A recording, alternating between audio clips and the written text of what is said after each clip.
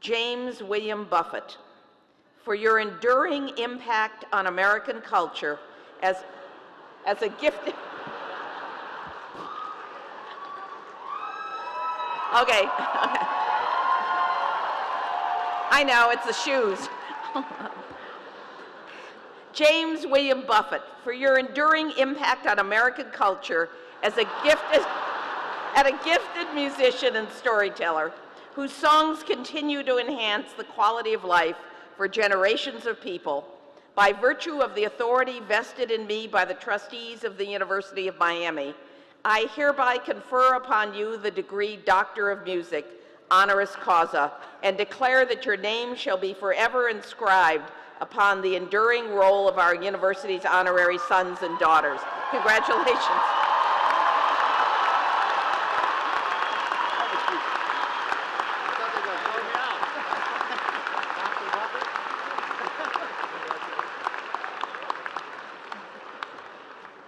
The newest member of the class of 2015, your commencement speaker, Jimmy Buffett.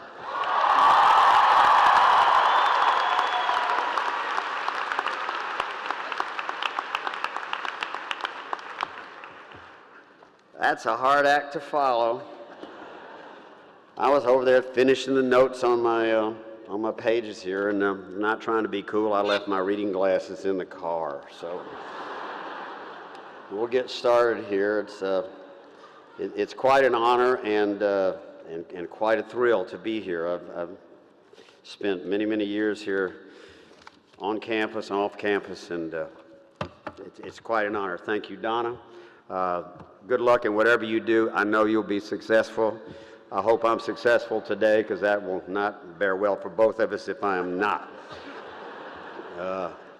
To Shelley Berg, a dear friend, and we spend a lot of time together in other kind of places and playing music together. The best music school dean and cocktail hour piano player that I ever know. Yeah. You should see the other side of him sometime. I've got to give a quick shout out to, I had to get speech coaches for this thing, you know, so to my coaches, Carl Herald, Maureen Dowd, and Mac McAnally, thank you for listening and editing wisely. And a belated thanks to my dear friend Jerry Jeff Walker. I have to take this opportunity, standing here today, thinking about when he took me into his Coconut Grove house back when I really had nothing and it came to town, not far from this campus, and then convinced me to get with him in a 1947 Packard and drive to Key West, Florida for the very first time. Needless to say, my life took a big and wonderful change towards South Florida, which has a lot to do with why I'm standing here today. Thank you, Jerry Jeff. I also want to thank whoever came up with this cool outfit. It's kind of like a Mardi Gras costume with a purpose. And I am a child of the Mardi Gras. And my daughter, Savannah, a former student here, bought me these great flip-flops to go with it. So it's a long way from that Catholic school uniform I used to have to wear. So the one thing that I know about speeches, and particularly this one, is it will be short. Multiply the amount of minutes that are in 2.5 songs, and you're going to get close, all right? Because you have parents to see, friends to tweet, Instagrams to post, and parties to attend before the first, the parties, okay. Before the first nugget of the new chapter in your life appears in the form of a cardboard box in your room that you will have to fill with the souvenirs and memories of your great times at this great university before you sail out into the ever-elusive future. Remember to pack before the party. You don't want to do it after. I'm sorry that I won't be able to attend any of these celebrations or help you with the packing, but this honor you have bestowed on me affords me not only the opportunity to offer a few thoughts that might be of some help in tackling that ever-elusive future, but also allows me to catch the incoming tide over on Elliott Key and maybe trick an ever-elusive bonefish onto my rod. South Florida has come and been on my song line for a long, long time. When my parents brought my sisters and me here on a vacation from South Alabama many years ago. Parrot Jungle, Flipper, Seaquarium shows, we did them all. Those shows ignited my dreams of being a dolphin trainer, an aspiration that actually stayed with me until high school when thoughts of college came into play. My first choice at that time was to go back to Miami to the University of Miami. I wanted to be a major in marine biology, and I wanted to be Jacques Cousteau with a southern accent. Well, that didn't work out. The closest I got at that point to being a student at the University of Miami was in a strip mall on Ponce de Leon across from the baseball stadium, where in the winter of 1971 I played for the first time ever in the state of Florida for money, opening for Vince Martin and Fred Meal in the now infamous Flick Coffee House, the present-day home of the Titanic Restaurant and Brewery. Is it good? Is that okay?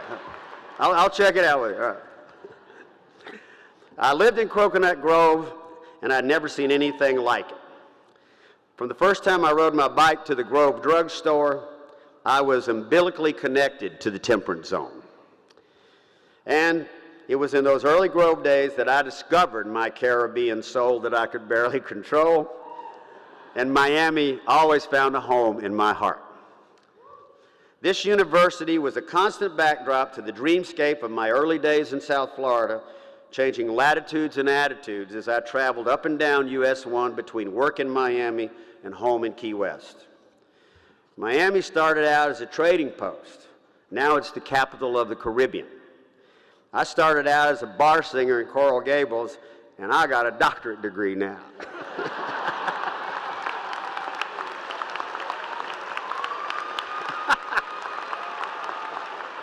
Pink. I like pink, yeah. You have to love that kind of evolutionary process, I think. Sure, some things change and others do remain the same. Back then, before instant gratification was the norm, I made many stops along the overseas highway to get a fresh grouper sandwich and some conch fritters and use a payphone. What? A payphone, yeah. There is gone is stick shift these days, and probably a thing of the past, but the grouper and the conch fritters are still as good as ever down the overseas highway. And as I look out on this crowd this afternoon, it just reconfirms the words to another song that I wrote, inspired by the geography and the people of this region, that everybody does have a cousin in Miami. And they are all here today. You graduates know that better than we do. So when I got a letter from Donna inviting me to come speak to you, I had to stop and ask myself, about what? It's not my nature to live in the past or to do speeches. I will borrow for things because I've seen a lot and I've done a lot. I've read things and met people who have had a big difference on my life in 67 and a half trips around this sun, and I thought maybe I could share a few of those stories with you. But I'm always looking for what lies ahead. Of course, I've fallen off of a few horses along the way, and stages. There was Australia. There was that Jamaica Mistake thing down there, and that time that I tried to do a somersault in my seaplane in Nantucket Harbor, but I am still here. I don't know why, but maybe that's what you get for being born on Christmas. That could be my best present. But as a sailor, I see graduation as akin to getting off a boat that is taking you on an amazing voyage, where you have had all kinds of adventures, so many that you just can't keep up with the time. And then suddenly, one day, you arrive in the next port full of mysteries to be explored, and the captain reminds you that this is where you get off. So in trying to figure out what my job is here today to earn this degree, I decided to ask some friends more knowledgeable about making speeches than I am for help.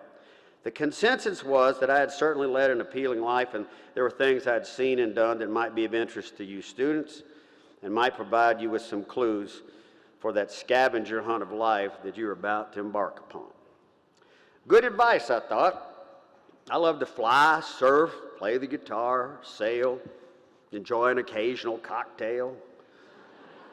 But in trying to pick a few pearls of wisdom out of that sack full of life experience oysters, the choices were hard. But I was not worried. I had been there before, and I knew somehow it would work out. There's a great scene in a classic Tom Stoppard movie called Shakespeare in Love, where Geoffrey Rush, as the memorable character Philip Henslow, is trying to explain show business, the profession that I stumbled upon right here in Miami, to a potential investor in his play named Hugh Fennyman. He says, "Mr. Fennyman, allow me to explain about the theater business. The natural condition is one of insurmountable obstacles on the road to imminent disaster." Fennyman then asks, "So what do we do?" To which Winslow replies, "Nothing." Strangely enough, it all turns out well. "How?" a puzzled Fennyman asks. "I don't know," Henslow replies. "It's a mystery." I think Henslow was talking about trusting the universe personally. Because a few weeks ago, I was driving through Key West on a trip to do a show and rehearse at the San Carlos Theater, and I was listening to Radio Margaritaville when the God of commencement speeches came to me and spoke. Well, I might be exaggerating this divine intervention thing, but that is what writers do. So the truth is, the voice belonged not to a deity, but to Alan Jackson. It was he who gave me the answer I was looking for when he twanged from the radio, "What would Jimmy Buffett do?" As I drove down Duval Street, I shouted back at Alan, "I'll make him a checklist." So as a pilot, I know the importance of checklists when you're at the controls of an airplane. I've also found that they work well in other endeavors. Whether it is writing a set list for a show, packing my gear for a surf trip, or trying to write a commencement address. So, here is your Jimmy Buffett checklist for the ever-elusive future. 1, all things in moderation. This may take a while. But remember this, all right? The road to success is a long, windy road littered with the wreckage of promising careers that have crashed and burned. In my early days, I was riding that magic bus and making up for lost time, having spent the majority of my teenage years in strict parochial schools in Mobile, Alabama. That ride lasted till around the time I hit 40. I was still feeling pretty bulletproof, but I noticed that hangovers were starting to feel like surgical recovery. My first one of those occurred before a show outside Denver. I haven't ever told this story before, so where I'd cashed in way too many fun tickets the night before a show.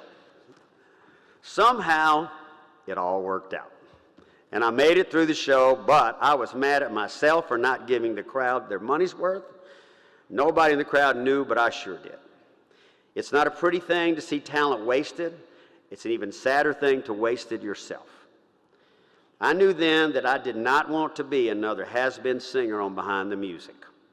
That is when I had to reorganize my priorities and remind myself of how lucky I was to call what I do for a living a job. It took a little while, but I got my act together and sailed out of those troubled waters. These days, I am up about the time I used to go to bed. And life is good. Moderation in all things. 2, if you can make your avocation your vocation, your life can be blissful. When I speak at schools all over the country, the question of what it takes to be successful these days always comes up. What I tell students is that I feel there are basically 4 things I think you need to be successful, not just as a performer, but in life in general, in any endeavor. Talent is about 10%. Luck, 20. Work ethic, 30, and passion, 40. Passion is the most important ingredient of all to me. Passion, not profit, should always be your guide toward whatever you see as your place in the world. There are no shortcuts to success. You'll need all of these attributes, but to me, passion is the rudder that steers your quest for success. 3, it is time to see the world. Your college days have come to a close, most of you, and you're going to ask yourself, where's all the time gone? Well, we can't keep time from melting off the clocks, and all I can say about that is use your time well. So now what? The other big question. Answer, I'm not sure, but sometimes it all works out. In May of 1969, when I last wore a cap and gown to my own graduation from the University of Southern Mississippi, my future was just as elusive as yours, maybe even more so. I was broke up to my neck in overdue college loans. My car had died. I had to pay $300 in parking fines to get my degree.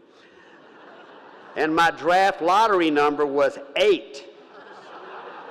As Country Joe McDonald sang back in those days, the next stop over my horizon appeared to be Vietnam. Maybe some of you are looking at similar scenarios. I was thinking that one reason it did turn out well for me was that I wanted to use a good portion of my time to see the world. Stories from my grandfather, a ship captain, ignited my curiosity when I was a small child. My wanderlust might be genetic, or I just have a passion for traveling. But it's a given fact that we now live on a very active, big round ball. People are traveling more than ever, and the planet has never been more connected. That is the world into which you are going.